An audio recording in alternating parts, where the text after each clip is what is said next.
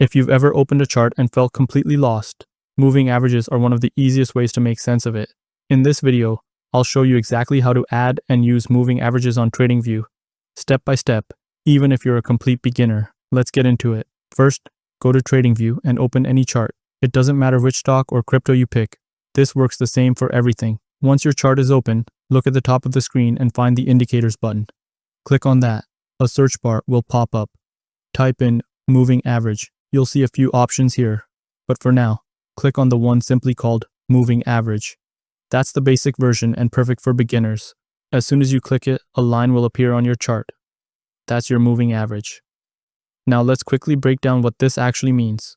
A moving average smooths out price data. Instead of looking at every small price movement, it shows you the overall direction of the trend.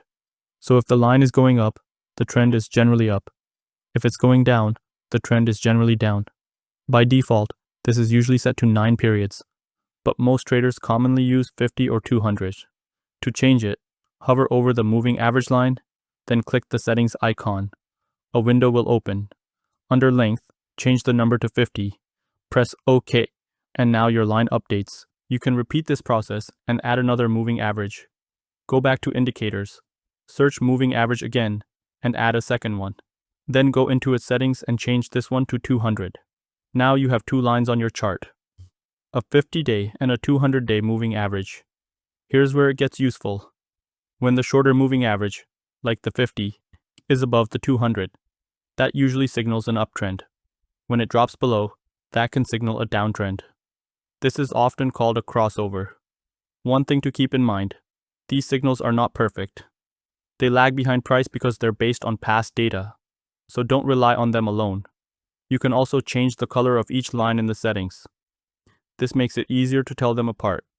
For example, you could make the 50-day blue and the 200-day red. Another small tip: if your chart looks messy, you can hide or remove indicators by clicking the X next to them at the top. That keeps your chart clean and easier to read. And that's really all you need to get started. Moving averages are simple, but they're one of the most powerful tools for understanding trends. Once you're comfortable with this, you can start combining them with other indicators.